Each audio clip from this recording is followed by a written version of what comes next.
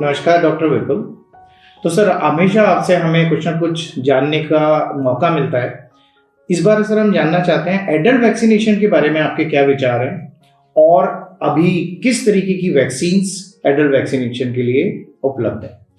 तो मैं सभी को बताना चाहूँगा कि जब कोविड आया तब हमें पता चला कि अडल्ट्स को भी वैक्सीन लगते हैं, मतलब दुनिया को पता चला। वैक्सीन्स तो पहले भी लगते थे। तो बच्चों के वैक्सीन हम सभी जानते हैं, अपने घरों में सभी को लगते हैं। अडल्ट वैक्सीनेशन में कुछ बीमारियां हैं जिनके वैक्सीन अवेलेबल हैं और वो सिर्फ अडल्ट्स को लगाए जाते हैं। अब मैं एग्जांपल अगर आपको देना चाहूँ, सबसे पहला मैंने बताया कोविड। उसके अलावा इन्फ्लुएंजा का वैक्सीन होता है जो हर साल लगता है। एक न्यूमोकोकल निमोनिया के बचाने का वैक्सीन है। एक टीडैप वैक्सीन आता है। हेपेटाइटिस वैक्सीन आते हैं। ये सभी अडल्ट्स को लगाए जाते हैं and these are vaccine preventable diseases.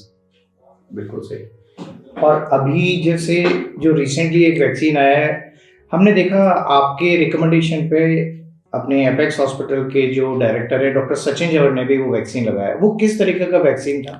तो मैं आपको और सभी को बताना चाहूँगा कि ये हर्पीस ज़ॉस्टर का वैक्सीन है जो कि नया आया है इंडिया में, पर मैं कहूँगा ये एक माइलस्टोन है। हर्पीस ज़ॉस्टर एक ऐसी बीमारी है जो बेसिकली वायरल है। इसमें स्टार्टिंग में कहीं पे भी शरीर में दाने दाने हो जाते हैं जो कि 10 से 15 दिन में चले जाते हैं, बट इसके बाद इसके कॉम्प्लिकेशंस कई महीनों और सालों तक होते हैं। होने को किसी को भी हो सकता है ये, लेकिन हम ये मानते हैं कि जैसे जैसे उम्र बढ़ती है वैसे वैसे इंसान की इम्यूनिटी वीक हो जाती है और इस वायरस के फैलने के चांसेस ज़्यादा होते हैं।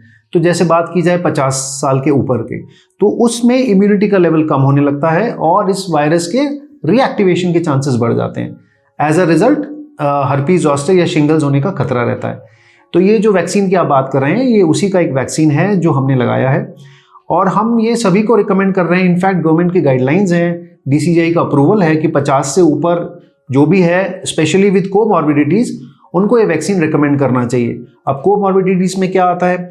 वो पेशेंट्स जो हार्ट के पेशेंट्स हैं, हृदय के पेशेंट्स हैं, हाइपरटेंसिव्स हैं, डायबिटिक्स हैं, कैंसर के पेशेंट्स हैं जिनकी इम्यूनिटी बहुत वीक होती हैं, या CKD के पेशेंट्स हैं जिनको किडनी में प्रॉब्लम्स होती हैं, इनकी इम्यूनिटी बहुत वीक होती है। इसी तरह गठिया के मरीजों को, इनको ये बीमारी होने का चांस नॉर्मल से ज़्यादा होता है। नॉर्मल भी 30% पॉपुलेशन को कहते हैं कि लाइफ टाइम में होने का रिस्क है, बट ऐसे पेशेंट्स को हम टारगेट कर रहे हैं और ये बहुत ही अच्छा वैक्सीन है जो आया है और इसका प्रिवेंशन करीब करीब 10 साल या उससे भी ज़्यादा के लिए है। तो this is a new chapter in adult vaccination. जैसा सर आप बता रहे थे, क्या ये वायरस ऑलरेडी हमारे शरीर में पहले से मौजूद होता है? हाँ, तो मैं दर्शकों के लिए बताना चाहूँगा कि हर्पीस ज़ॉस्टर बेसिकली रिएक्टिवेशन है वायरस का। हम में सभी ने कहीं ना कहीं बचपन में या जवानी में इस वायरस से एनकाउंटर किया। वो वायरस फिर हमारी स्पाइन में जाके डॉर्मेंट हो जाता है और जैसे ही बॉडी की इम्यूनिटी वीक होती है वो रीएक्टिवेट हो जाता है। तो ये बेसिकली रीएक्टिवेशन है, जो बचपन में चिकन पॉक्स हुआ करती थी उसका एक प्रकार का रीएक्टिवेशन है और ये जो वैक्सीन है इस रिएक्टिवेशन को प्रिवेंट करती है। कॉम्प्लिकेशंस अगर जानने की कोशिश करें, क्या मेजर कॉम्प्लिकेशंस हैं अगर किसी को हर्पीस ज़ॉस्टर हो जाता है? देखिए, सबसे पहली और बहुत ही डिवास्टेटिंग कॉम्प्लिकेशन और बहुत कॉमन कॉम्प्लिकेशन है पोस्ट हर्पेटिक न्यूरैल्जिया। अब इसमें क्या होता है, ये along a nerve virus affect करता है और उस नर्व को एक प्रकार से डिस्ट्रॉय कर देता है। तो this condition is very painful. वो जो दाने की मैं बात कर रहा था वो तो कुछ दिन में चले जाते हैं, पर वो नर्व रूट का जो नर्व के डर्मेटोम का जो पेन है वो कई महीनों या कई सालों तक भी रहता है, नंबर 1। नंबर 2, कई बार बहुत दवाइयां लेने के बाद भी वो पेन नहीं जाता। एक तो ये बहुत बड़ा और कॉमन कॉम्प्लिकेशन है। सेकेंड, डिपेंड करता है ये वायरस का रिएक्टिवेशन किस जगह हो रहा है। अगर आपकी आंखों की जो नर्व सप्लाई है वहां पे होता है तो आपकी रोशनी जाने का खतरा रहता है। अगर आपकी हियरिंग में उस नर्व के अंदर चला जाता है तो हियरिंग लॉस होने का खतरा रहता है। सर एक चीज बताइए, अगर एक बार वैक्सीन लगा लेते हैं तो कितने साल तक या कितने समय तक हमारे दर्शक जो ये वैक्सीन लगाएंगे वो प्रोटेक्टेड रहेंगे? तो अभी जो वैक्सीन का शेड्यूल है वो 2 वैक्सीन का शेड्यूल है।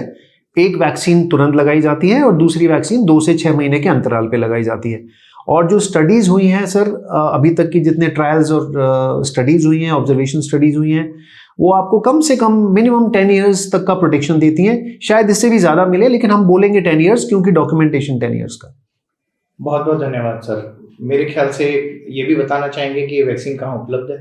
ये वैक्सीन सभी बड़े हॉस्पिटल्स में उपलब्ध है। आप अपने कंसल्टेंट फिजिशियन या जो भी फैमिली फिजिशियन है उससे बात करके उनकी राय लेके वो आपको चेकअप करेंगे। उनकी एडवाइस के बाद आप लगवा सकते हैं। बहुत बहुत धन्यवाद डॉक्टर साहब। Thank you.